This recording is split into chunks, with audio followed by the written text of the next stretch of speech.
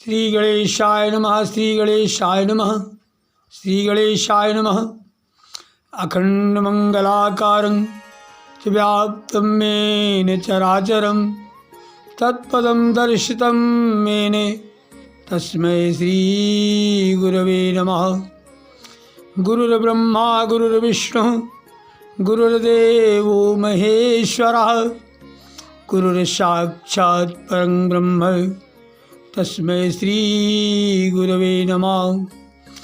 ध्यानमूलं गुरुमूर्ति पूजामूलं गुरुपदं मंत्रमूलं गुरुवाक्यं मोक्षमूलं गुरुकृपा। नित्यसिद्धं निराभासं निराकारं निरञ्जनं नित्यबोधं चिदानन्दं गुरुर्ब्रह्मानिमामहं गुरुर्ब्रह्मानिमामहं। वक्रतुण्डमहाकाय सूर्यकोटिसमप्रभा निर्विघ्नं कुरु मे देवो सर्वकार्येषु सर्वदा।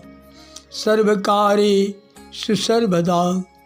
विघ्नेश्वराय वरदाय सुरप्रियाय लंबोदराय विकटाय नमो नमस्तुते।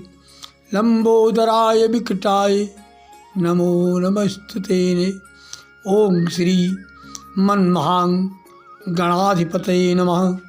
ओम श्री मनमहां गणाधिपतये नमः। ओम श्री मनमहां गणाधिपतये नमः। अब हम सभी भक्तजनों को बसंत पंचमी के बारे में कुछ बताने जा रहे हैं। पंडित रामानंद शुक्ला अयोध्या धाम से, जो कि बसंत पंचमी का क्या अर्थ होता है और किस प्रकार से बसंत पंचमी मनाना चाहिए, उसका मैं आप लोगों के सामने उल्लेख करने जा रहा हूँ। उसकी कथा का वर्णन करने जा रहा हूँ। वर्ष की सारी ऋतुओं जैसे गर्मी, ठंडी, बरसात ऋतुओं में बसंत पंचमी को सभी ऋतुओं का राजा माना जाता है। इसी कारण इस दिन को बसंत पंचमी भी कहा जाता है। आइए जानते हैं बसंत पंचमी से जुड़ी पौराणिक गाने की पूर्व जन्म की कथा क्या है। हर साल माघ माह के शुक्ल पक्ष की पंचमी को बसंत पंचमी मनाई जाती है। भारत में इसी दिन से बसंत ऋतु की शुरुआत हो जाती है। आने की नए वर्ष की शुरुआत हो जाती है। इस दिन को माघ पंचमी भी कहा जाता है। पूरे भारत में बसंत पंचमी का पर्व बहुत हर्ष उल्लास के साथ मनाया जाता है। इस दिन माँ सरस्वती की पूजा करने का विधान है, जैसे कि या कुंदेन्द्र तुषारहार धवलाया शुभ्रवस्त्राव्रतः या वीणावरदण्डमण्डितकरा या सेतु पद्मासनः या ब्रह्माच्युतशङ्कर प्रवृत्तविद्रे वै सदा वन्दितः सा मा पातु सरस्वती भगवती निशेषजाड्यापः। आइए आगे भक्तजनों, साहित्य, शिक्षा, कला इत्यादि के क्षेत्र से जुड़े लोग बसंत पंचमी के दिन विद्या की देवी सरस्वती की पूजा आराधना अर्चना करते हैं। आइए जानते हैं कि आखिर बसंत पंचमी का पर्व क्यों मनाया जाता है और इसकी प्रचलित पौराणिक पूर्व जन्म कथा क्या है। वर्ष की सारी ऋतुओं में बसंत को सभी ऋतुओं का राजा माना जाता है। इसी कारण इस दिन को बसंत पंचमी भी कहा जाता है। इस दिन से ही शीत ऋतु का आने की, ठंडी का, जाड़े का जब समापन होता है तो बसंत का आगमन होता है।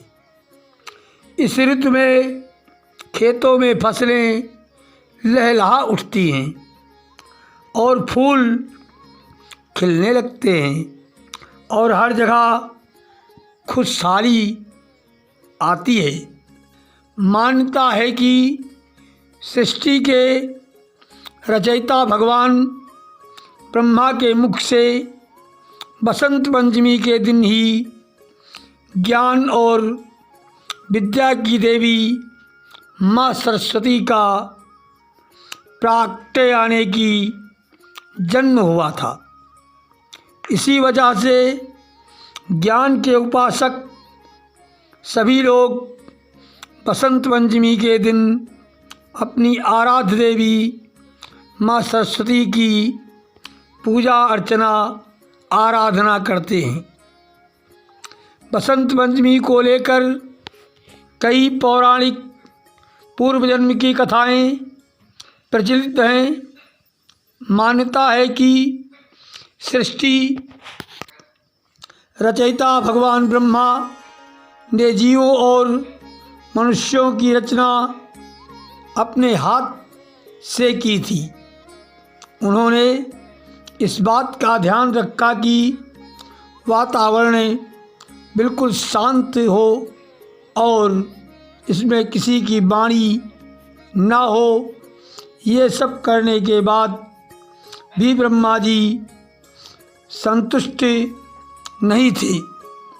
सृष्टि की रचना के बाद से ही उन्हें सृष्टि सुनसान और निर्जन नज़र आने लगी। तब ब्रह्मा जी ने कहा, भगवान विष्णु जी से अनुमति लेकर अपने कमंडल से पृथ्वी पर जल छिड़का।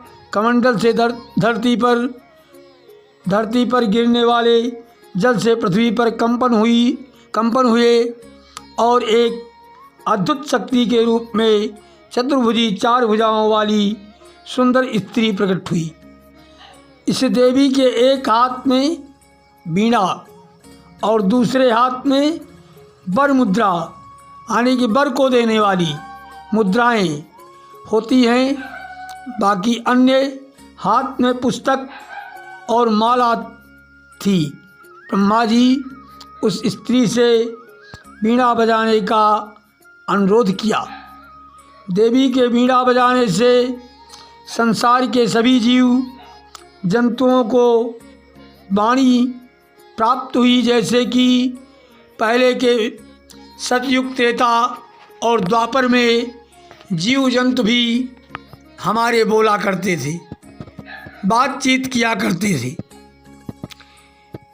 कलयुग में ऐसा है कि पशु पक्षी बोलते नहीं हैं, लेकिन इनको मनुष्य से ज़्यादा ज्ञान होता है। इसके बाद से देवी को सरस्वती माँ कहा गया। इसी कथा के साथ अपनी वाणी को विश्राम देते हैं और आगे हम इसी तरह की अच्छी अच्छी कथाएं अपने भक्तजनों के कल्याण हेतु बताते रहेंगे यूट्यूब चैनल पे। हमारे चैनल को पंडित रामानंद शुक्ला अयोध्या धाम के नाम से बनाया गया है। सभी लोग इसका लाभ उठाएं। हम प्रतिदिन अच्छी अच्छी कथाएं आप लोगों के लिए ढूंढ करके, जैसे कि शास्त्रों से, वेदों से ढूंढेंगे। ऋग्वेद, सामवेद, यजुर्वेद, अथर्ववेद यानी कि 4 वेद होते हैं। चारों वेदों की ही कथा आप लोगों को हम सुनाते रहेंगे और सब लोग सुखी एवं स्वस्थ प्रसन्न रहें। सबका माँ कामाख्या भवानी, आदिशक्ति दुर्गा देवी, हनुमान जी कल्याण करें। नववर्ष मंगलमय हो, नववर्ष मंगलमय हो। धन्यवाद। कल्याण हो।